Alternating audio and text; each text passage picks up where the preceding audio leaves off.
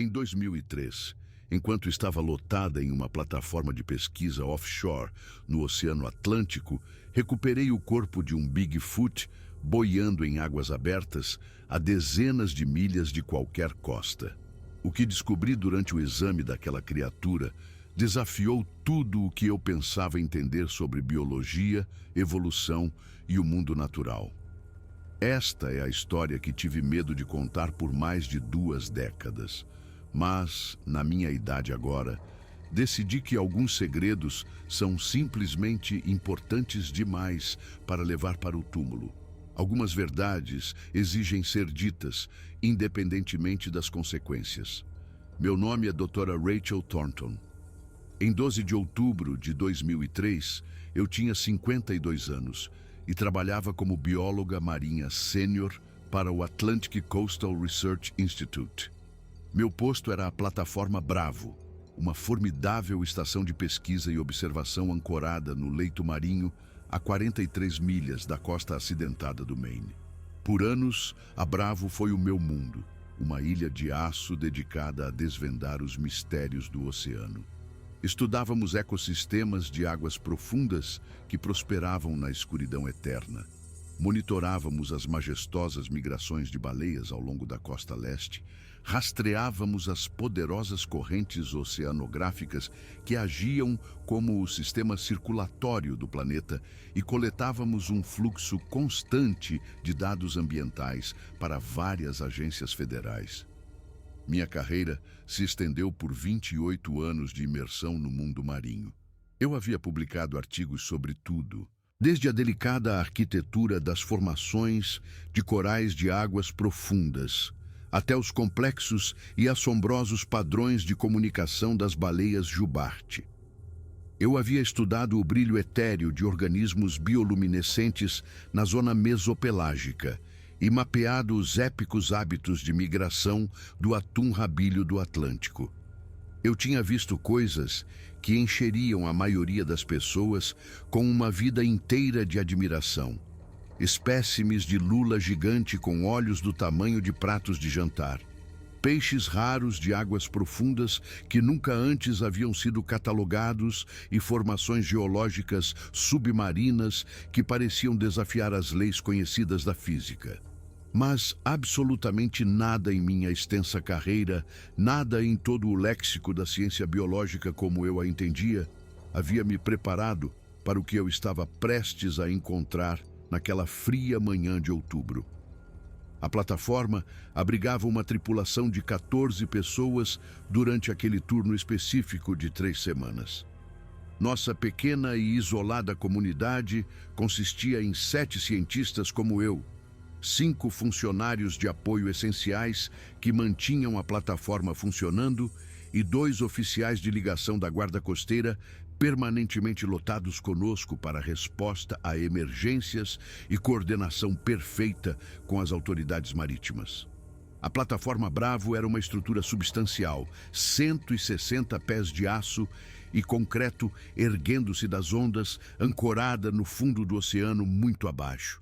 Seus 3 níveis abrigavam laboratórios de última geração, alojamentos apertados, mas funcionais para a tripulação, extensos compartimentos de armazenamento de equipamentos, um centro de comunicações que era nossa linha de vida com o mundo e um heliponto no convés superior para voos de suprimentos e, se necessário, evacuações médicas de emergência. Trabalhávamos em turnos exigentes de 3 semanas, 21 dias de pesquisa intensa, isolados do continente, seguidos por uma preciosa semana em terra para descanso e tempo pessoal antes de retornar à imensidão sem fim do oceano. Era uma vida rigorosa, uma vida de isolamento, cercada por nada além de água em todas as direções. Mas eu havia aprendido a amar seu ritmo. Depois de tantos anos, o zumbido constante das máquinas da plataforma e a presença constante do mar pareciam mais o meu lar do que qualquer casa em terra firme. Aquela manhã de outubro começou como qualquer outra na plataforma Bravo. Acordei às 5h30, bem antes do amanhecer, tomando um café no laboratório principal enquanto verificava os dados noturnos da estação meteorológica. As luzes fluorescentes zumbiam uma melodia familiar acima da minha cabeça e, através das janelas reforçadas, eu não via nada além de uma escuridão impenetrável sobre a água, pontuada apenas pelas luzes distantes e piscantes de um navio de carga passando em algum lugar no horizonte invisível.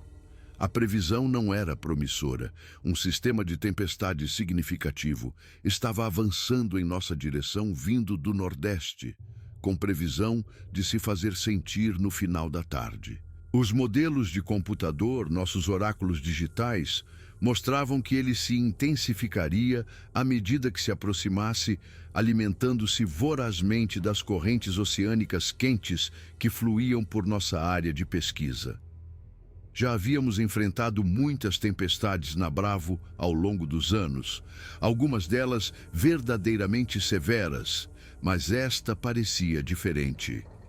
Com base nas leituras de pressão atmosférica em rápida queda e nas projeções agressivas de velocidade do vento, ela tinha o potencial de ser particularmente violenta. Rachel, você está vendo essas previsões de altura das ondas? Uma voz chamou, cortando minha concentração. Era o Dr. Michael Huang, nosso brilhante e dedicado oceanógrafo. Ele era cerca de 15 anos mais novo que eu, especialista em dinâmica de correntes oceânicas e modelagem de marés de tempestade, e sua experiência era inestimável. Ele estava olhando para os dados em tempo real que inundavam seu monitor de computador, sua expressão marcada por uma preocupação familiar que eu reconhecia de temporadas de tempestade anteriores. Vamos lidar com ondas de quase 4 metros às 2 da tarde, possivelmente chegando a 5,5 metros à noite, se este sistema se intensificar da maneira que os modelos sugerem. Isso vai tornar qualquer operação externa extremamente perigosa. Caminhei até sua estação, coloquei minha caneca de café sobre uma pilha de cartas náuticas e me inclinei para estudar os dados. As imagens de satélite eram nítidas. Uma espiral maciça e rodopiante de nuvens estava se aproximando de nós, vindo do Nordeste. As leituras da pressão barométrica estavam caindo mais rápido do que eu gostaria. Minha experiência gritava para mim que não havia espaço para complacência. Devemos proteger tudo e nos prepararmos imediatamente, eu disse, tomando a decisão executiva que minha senioridade exigia. Vamos guardar todos os equipamentos externos no convés inferior e garantir que os geradores de reserva estejam totalmente abastecidos e prontos. Quero que todos sejam informados sobre os protocolos de tempestade até o meio-dia, no máximo. Não faz sentido correr riscos desnecessários com um tempo como este se aproximando.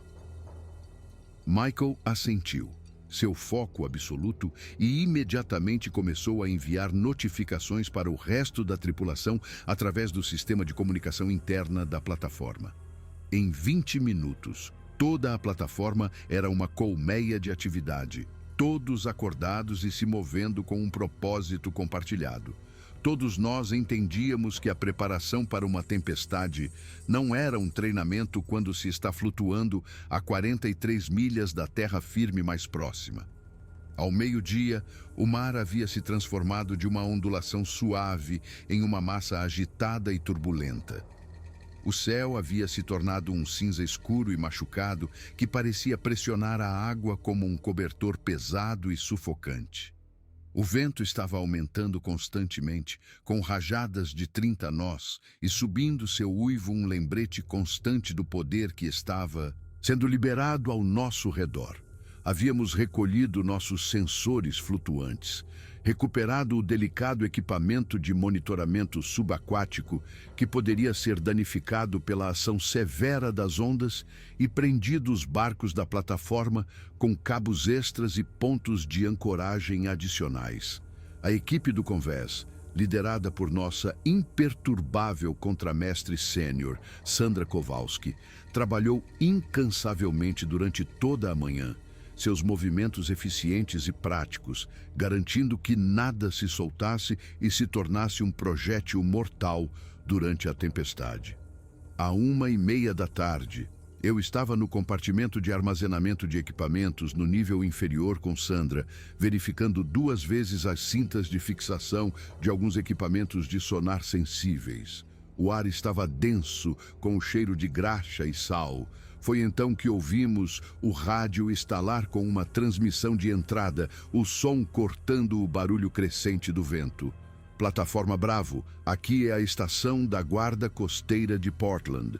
Estamos recebendo relatos de destroços na água a aproximadamente 3 milhas a norte-nordeste de sua posição atual.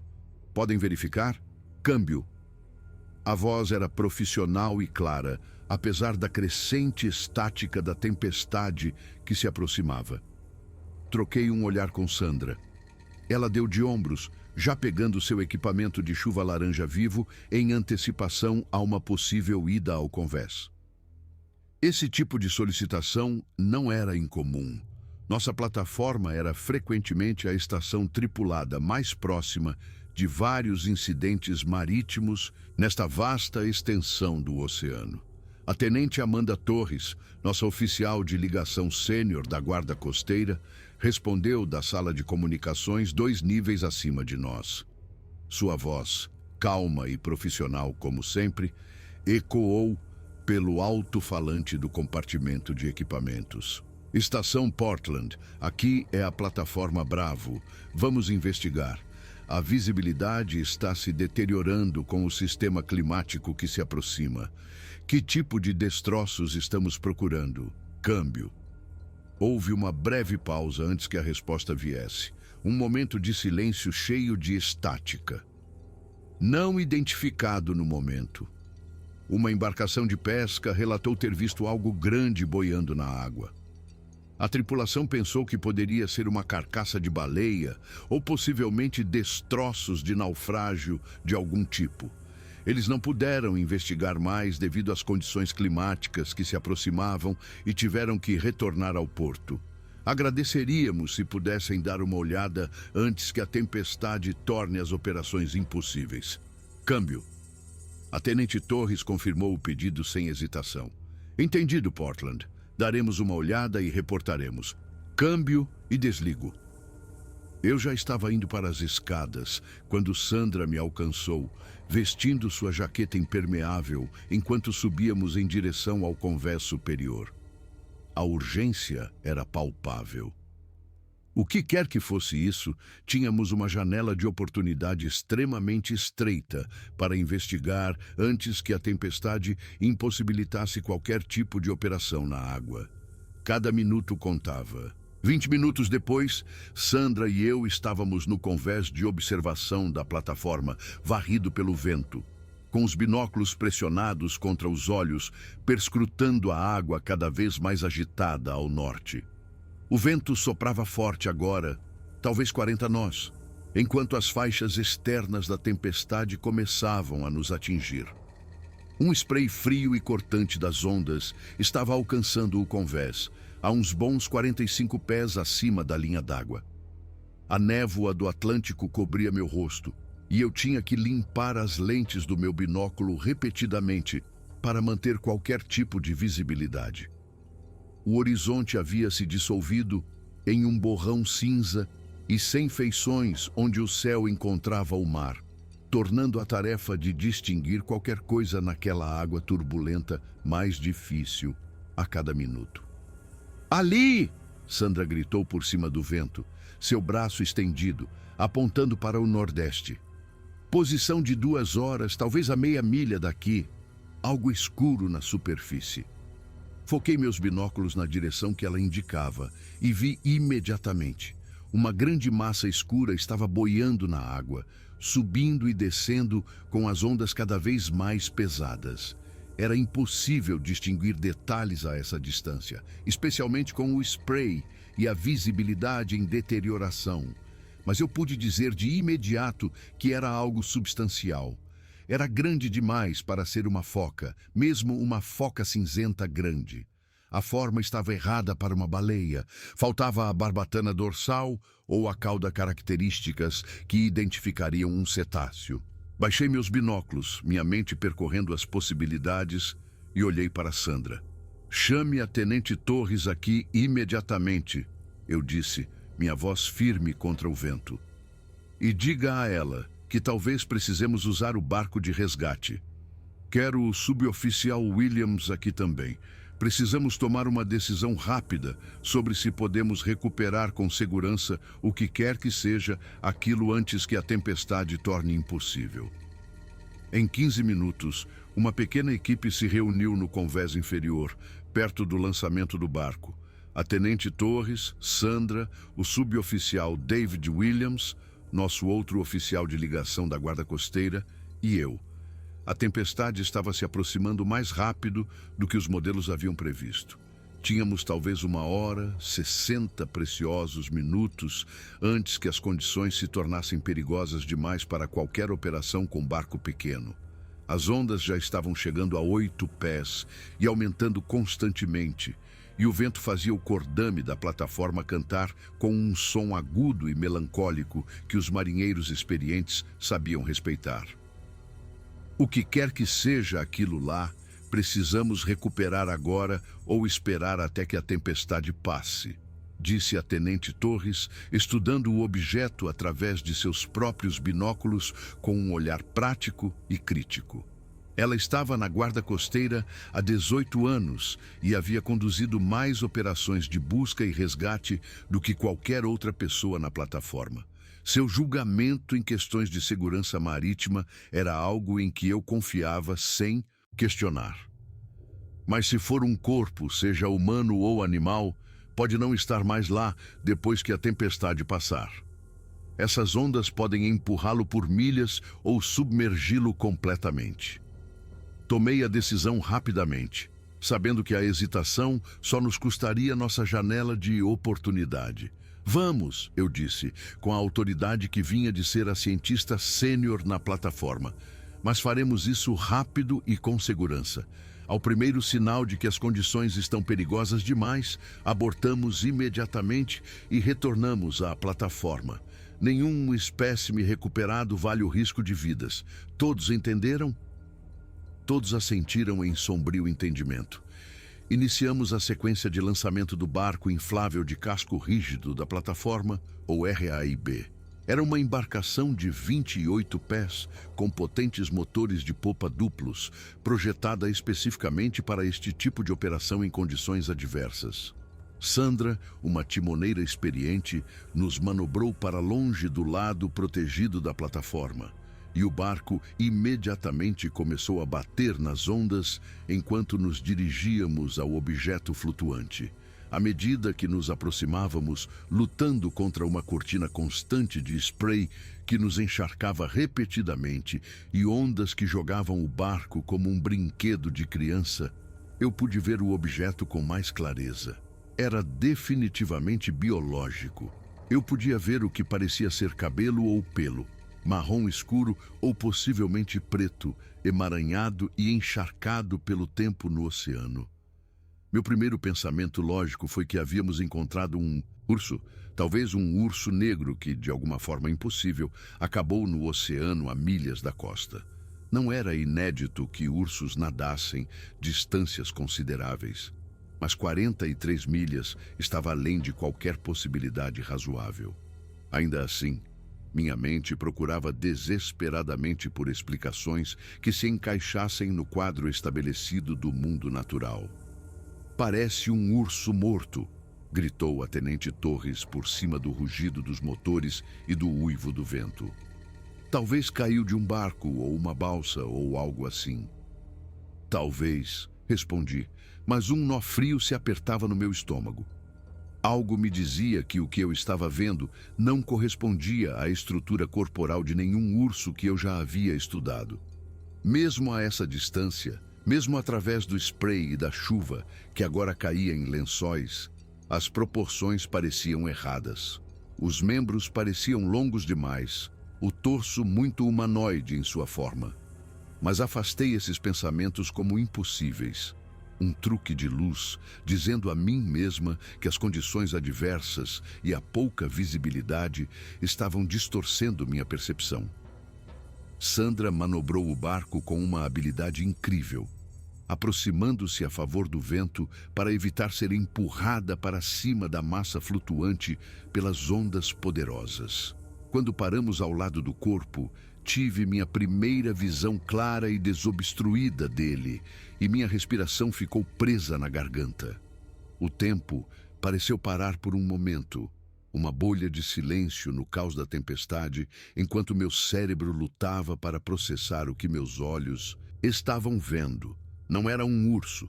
Não havia possibilidade, nem mesmo remota, de que o que eu estava olhando fosse qualquer espécie de urso ou qualquer outro animal que eu já tivesse encontrado em 3 décadas de pesquisa em biologia marinha. O corpo era maciço, flutuando de bruços na água cinzenta e turbulenta. Eu podia ver braços longos e poderosamente musculosos que terminavam em mãos. Não patas, mas mãos, com 5 dedos distintos. O pelo que cobria o corpo era espesso e emaranhado, claramente natural, e não qualquer tipo de cobertura artificial, mas a estrutura corporal sob aquele pelo estava completamente errada para qualquer animal conhecido no registro científico. Era humanoide, era bípede, era algo que não deveria existir. Que diabos é isso? Disse a Tenente Torres, sua compostura profissional se quebrando pela primeira vez desde que a conheci. Ela estava olhando para o corpo com uma expressão de total incredulidade, seus olhos arregalados por trás dos óculos de segurança salpicados de chuva. Eu não sei, respondi. Minha voz, um sussurro rouco. Meu cérebro de cientista já estava tentando catalogar o que eu via, mesmo enquanto minha mente racional gritava em protesto, rejeitando as implicações impossíveis. Cada pedaço de treinamento que eu já havia recebido, cada artigo que eu havia escrito, cada verdade aceita sobre biologia e evolução, tudo isso estava sendo desafiado pelo que flutuava na água ao lado do nosso barco. Mas precisamos trazê-lo a bordo. Imediatamente. Sandra, aproxime-se. David, me ajude com o equipamento de recuperação. Não podemos deixar isso aqui para ser perdido na tempestade. Colocar o corpo no barco foi uma das coisas mais fisicamente exigentes que já fiz. A criatura pesava pelo menos 500 quilos, talvez mais, e as ondas rolantes tornavam cada movimento traiçoeiro. Usamos cintas de carga para serviços pesados e o pequeno sistema de guincho do barco, trabalhando juntos com uma coordenação desesperada e frenética para rolar a forma maciça sobre a amurada. Água fria do mar espirrou no fundo do barco quando o peso entrou, e Sandra teve que ajustar o trim imediatamente para compensar. Meus músculos ardiam com o esforço, e eu podia ver o mesmo esgotamento profundo gravado nos rostos da Tenente Torres e do suboficial Williams. Mas, finalmente, depois do que pareceu uma eternidade de luta contra a tempestade e o peso impossível da coisa que havíamos encontrado, nós o tínhamos preso no fundo do barco. E agora que estava a bordo, agora que eu podia vê-lo claramente apesar da chuva e do spray, eu sabia com certeza absoluta e aterrorizante que este não era nenhum animal que existisse no registro zoológico. O corpo tinha mais de 2 metros de comprimento, coberto da cabeça aos pés por um pelo grosso e marrom escuro que estava emaranhado com água do mar. Mas era claramente natural, crescendo da pele assim como o cabelo cresce de qualquer mamífero. O rosto estava parcialmente submerso na água que balançava no fundo do barco, mas eu podia ver o suficiente para saber que não era nem totalmente humano, nem totalmente símio. A arcada superciliar era proeminente, a mandíbula pesada e poderosa, mas havia algo na estrutura do crânio que sugeria uma inteligência além de qualquer primata conhecido. As mãos eram notáveis, com 5 dedos, e o que pareciam ser unhas em vez de garras, grossas e amareladas, mas distintamente diferentes das garras de um urso. Os pés eram maciços, facilmente com 18 polegadas de comprimento, com uma estrutura de calcanhar distinta e dedos que pareciam capazes de agarrar terrenos acidentados. Plataforma Bravo, aqui é o barco de resgate. A Tenente Torres comunicou por rádio para a plataforma, sua voz trêmula de uma forma que eu nunca tinha ouvido dela antes. Recuperamos o objeto. É de natureza biológica, espécie desconhecida. Estamos voltando para a plataforma imediatamente. Chegada estimada em 10 minutos. Preparem a enfermaria para exame. Câmbio. Houve uma pausa antes que a resposta viesse, e eu pude ouvir a confusão e a incredulidade na voz de quem quer que estivesse de serviço nas comunicações. Entendido. Barco de resgate. Enfermaria estará pronta. O que você quer dizer com espécie desconhecida? Câmbio. A Tenente Torres olhou para mim e eu pude ver a mesma pergunta avassaladora em seus olhos que queimava em minha própria mente. O que exatamente havíamos encontrado? Que coisa impossível o Oceano Atlântico nos entregou nesta tarde tempestuosa de outubro? Não identificado no momento, ela finalmente respondeu, sua voz tensa. Vamos informar a todos quando voltarmos. Apenas preparem tudo. É grande, câmbio e desligo. A viagem de volta à plataforma foi ainda mais difícil do que a de ida. As ondas estavam chegando a 10 pés agora e aumentando para a faixa de 15 pés que Michael havia previsto. O barco batia nelas com impactos de quebrar os ossos que tornavam a conversa impossível. Spray e chuva nos encharcavam continuamente, e o corpo deslizava no fundo do barco, apesar das cintas que havíamos prendido ao redor dele. A cada poucos segundos, eu me pegava olhando para ele, meio que esperando descobrir que eu tinha imaginado tudo, que ele se resolveria em um urso ou uma foca grande ou outra coisa que fizesse sentido dentro do quadro da biologia conhecida. Mas toda vez que eu olhava, ele ainda estava lá, ainda impossível, ainda real.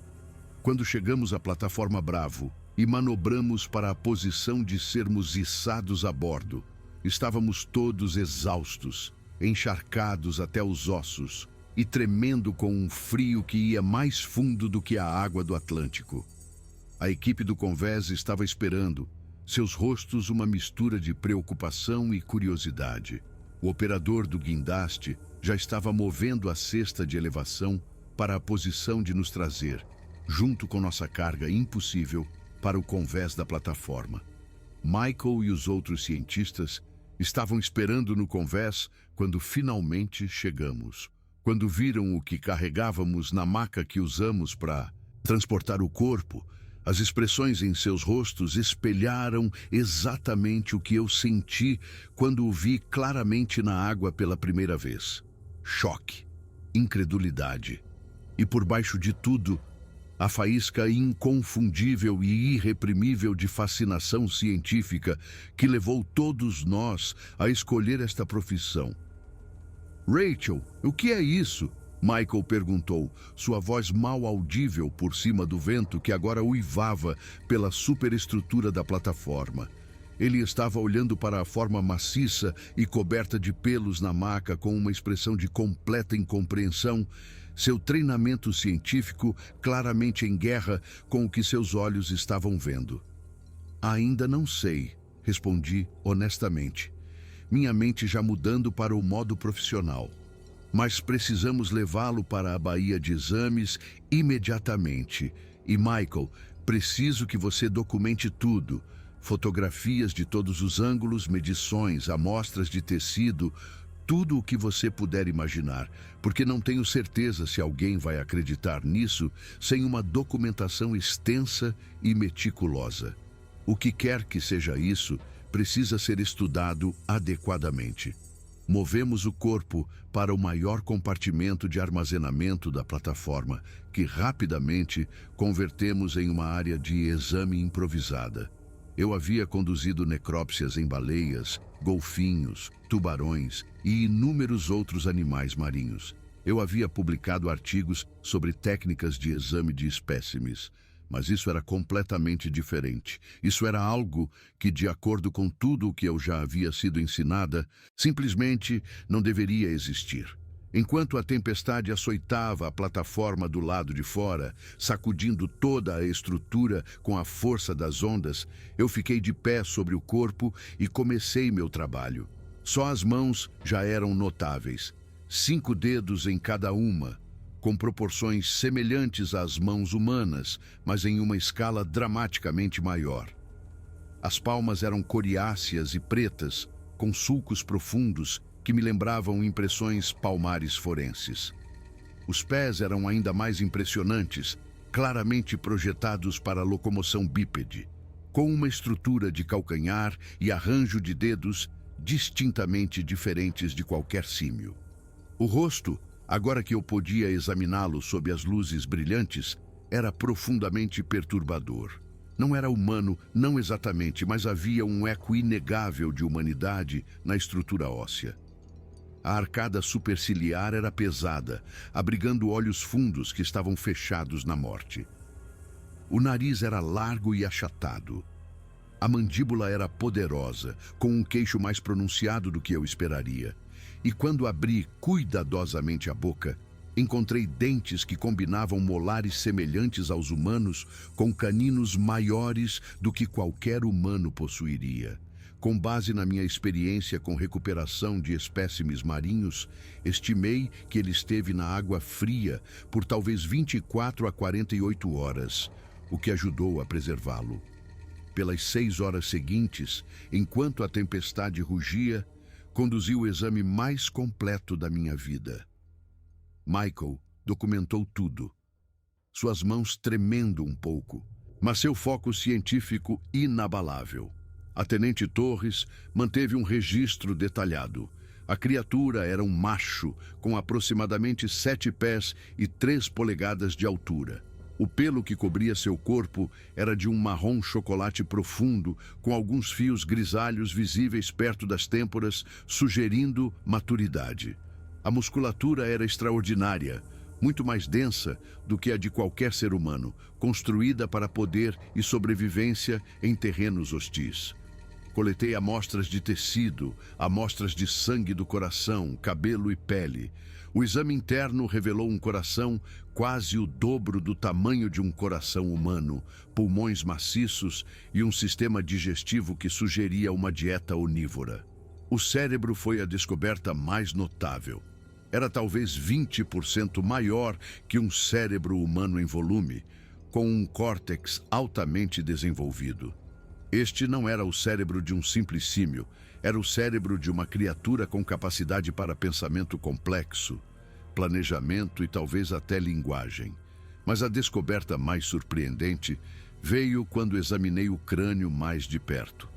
Lá, no lado direito do crânio, parcialmente escondido pelo pelo espesso, havia um ferimento antigo. Um buraco no osso do diâmetro de um lápis, com bordas que haviam cicatrizado com o tempo, mostrando anos de recrescimento ósseo. Esta criatura tinha levado um tiro. Anos atrás, provavelmente décadas, algo havia colocado uma bala em seu crânio, e ela tinha sobrevivido. As implicações me causaram um arrepio que não tinha nada a ver com a tempestade. Se esta criatura podia ser baleada, então alguém sabia que essas coisas existiam. E se havia uma, provavelmente havia mais. Às 3 da manhã, a tempestade começou a diminuir. Eu estava trabalhando por quase 14 horas seguidas, abastecida por café e pela adrenalina da descoberta. Em algum momento, tomei uma decisão que moldaria as próximas 2 décadas da minha vida. Comecei a redigir minhas descobertas no formato de um artigo científico, sabendo que alegações extraordinárias exigiam evidências extraordinárias. Ao amanhecer de 13 de outubro, a tempestade havia passado, deixando para trás um oceano calmo. Enviei meu relatório preliminar, incluindo fotografias e minhas observações iniciais, para a sede do Instituto em Woods Hole via comunicação segura por satélite. Solicitei um helicóptero para transportar o corpo para uma análise mais detalhada. A resposta que recebi não foi nada do que eu esperava. Veio em 3 horas, não dos meus superiores, mas de uma fonte desconhecida, usando protocolos de segurança que eu nunca tinha visto. A mensagem era breve e absoluta. Fui ordenada a acessar todo o exame, proteger todas as amostras e documentação e não falar com ninguém. Um helicóptero estava sendo despachado não do instituto, mas para tomar custódia do espécime e de todos os materiais relacionados. Eu não entendi, mas o tom da mensagem transmitia uma autoridade que não deveria ser questionada. O helicóptero chegou pouco depois das 2 da tarde. Era um grande transporte militar não identificado. 6 pessoas emergiram, 4 em uniformes de estilo militar sem insígnias e 2 em roupas civis que se moviam com um ar de comando. Um dos civis, um homem alto na casa dos 60 anos, com olhos aguçados e avaliadores, aproximou-se de mim. "Doutora Thornton", disse ele, oferecendo um aperto de mão firme. "Sou James Whitfield. Estou aqui em nome de uma força-tarefa federal conjunta. Precisamos ter uma conversa sobre o que você encontrou ontem e preciso que você entenda que tudo o que está prestes a saber é classificado no mais alto nível possível. Sua cooperação não é opcional." E foi assim que descobri que não fui a primeira pessoa a encontrar o que o mundo chamava de Bigfoot. O governo dos Estados Unidos sabia sobre essas criaturas há mais de 50 anos e vinha operando um programa secreto para monitorá-las, estudá-las e manter sua existência em absoluto segredo do público. Whitfield, um ex-oficial da CIA, passou as 4 horas seguintes me informando. O conhecimento do governo datava da década de 1940.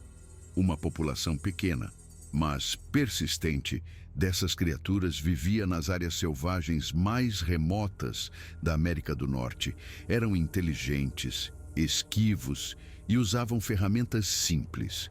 As primeiras tentativas de capturar um espécime vivo haviam falhado completamente. A revelação mais chocante foi o tamanho da população. Com base em décadas de monitoramento, Whitfield explicou, havia menos de 300 dessas criaturas em toda a América do Norte.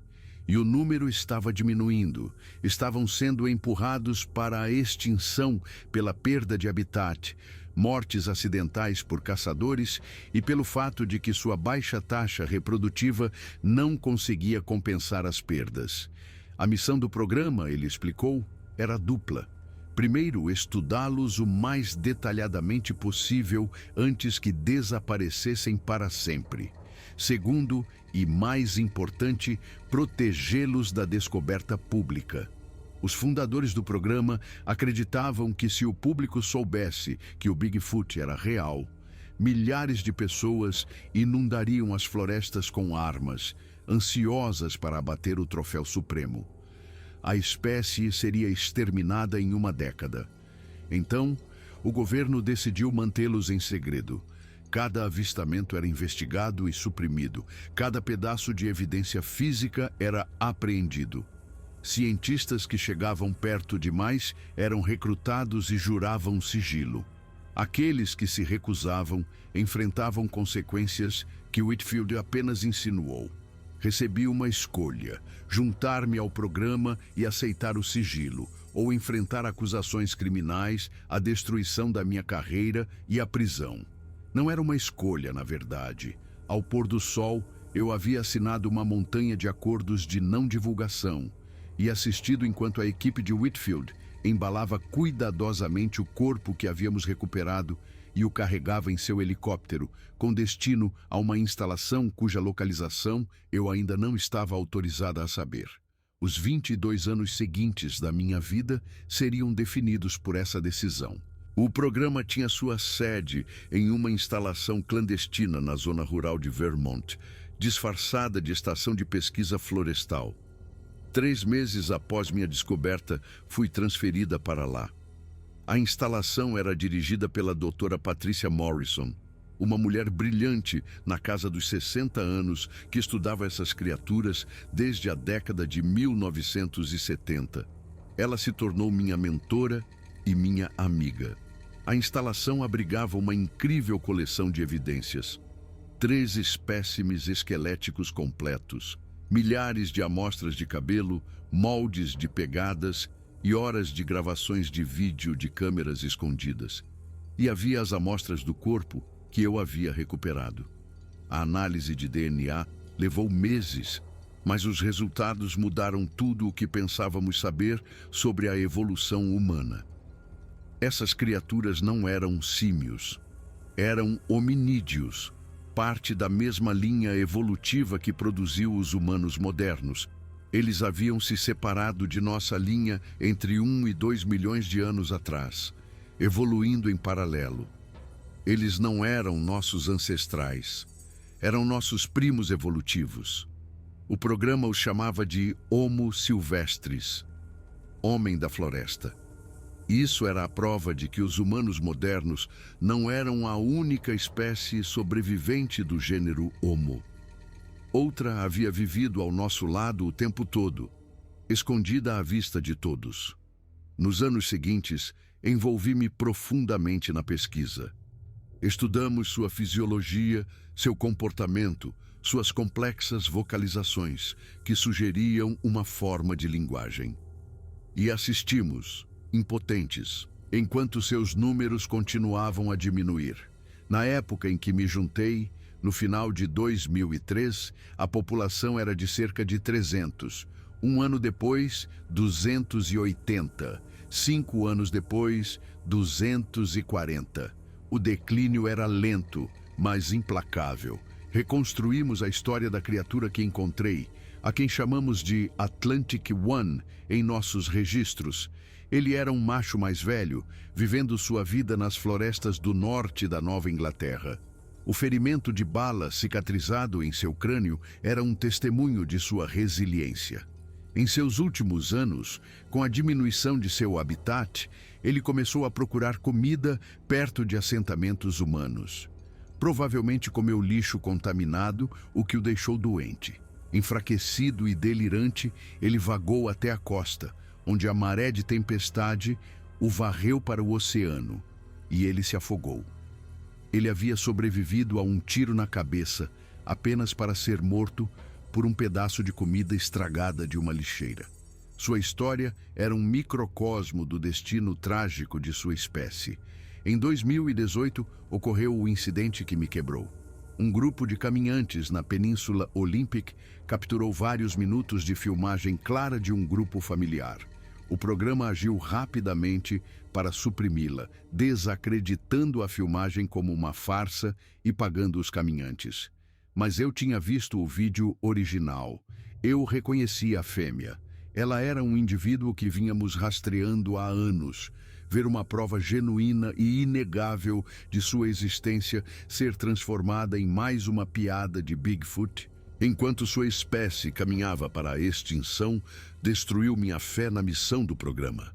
O sigilo não os estava protegendo, estava os apagando. A partir daquele dia, comecei a me preparar. Copiei secretamente documentos, dados e fotografias. Planejei o dia em que quebraria meu silêncio. A doutora Morrison sentiu a mudança em mim. A política vem dos mais altos níveis, ela me avisou. As penalidades por divulgação são severas. Não jogue fora tudo o que você construiu. Mas eu sabia que não podia mais ser cúmplice. Aposentei-me em 2022. Naquela época, a população havia caído para menos de 100. Mudei-me para uma pequena cidade costeira na Carolina do Norte, tentando encontrar paz, mas não conseguia esquecer. Em janeiro de 2025, sentei-me e comecei a escrever este relato. Eu sei quais serão as consequências. O governo federal virá atrás de mim. Enfrentarei acusações criminais. Posso passar o resto da minha vida na prisão. Perderei minha pensão e minha reputação, mas não posso ir para o túmulo carregando este segredo enquanto os últimos desses seres magníficos desaparecem da terra, desconhecidos e não lamentados. Restam menos de 80 deles. Em outra década, estarão extintos. O sigilo falhou. É hora de tentar algo diferente. Estou divulgando esta história junto com as evidências que coletei. Fotografias da plataforma Bravo, medições iniciais e cópias de dados populacionais. Estou fornecendo tudo o que é necessário para provar que o que estou dizendo é verdade. Isso desencadeará a febre de caça que o programa sempre temeu? Possivelmente, mas eles estão sendo caçados de qualquer maneira, mortos por acidente e pela perda de habitat. Pelo menos agora, suas mortes não acontecerão em segredo. Se eles estão destinados à extinção, que o mundo saiba o que está perdendo. E talvez, apenas talvez, a conscientização pública gere a pressão necessária para uma proteção real. Aos agentes federais que virão me buscar, eu não estou me escondendo. Moro na 1847 Soundview Lane, Cedar Point, Carolina do Norte. Estou pronta para enfrentar as consequências. Aos cientistas que lerão isto, exijam acesso aos materiais classificados. Verifiquem minhas alegações. A verdade está lá, esperando em uma instalação segura em Vermont. Aos grupos de conservação, estou incluindo as localizações dos grupos familiares restantes. Eles precisam de proteção agora. Estão nas Green Mountains, nas White Mountains, nos Adirondacks. Eles estão lá fora e estão ficando sem tempo. E a qualquer um que pense em ir para as florestas com uma arma, eu imploro, não o faça.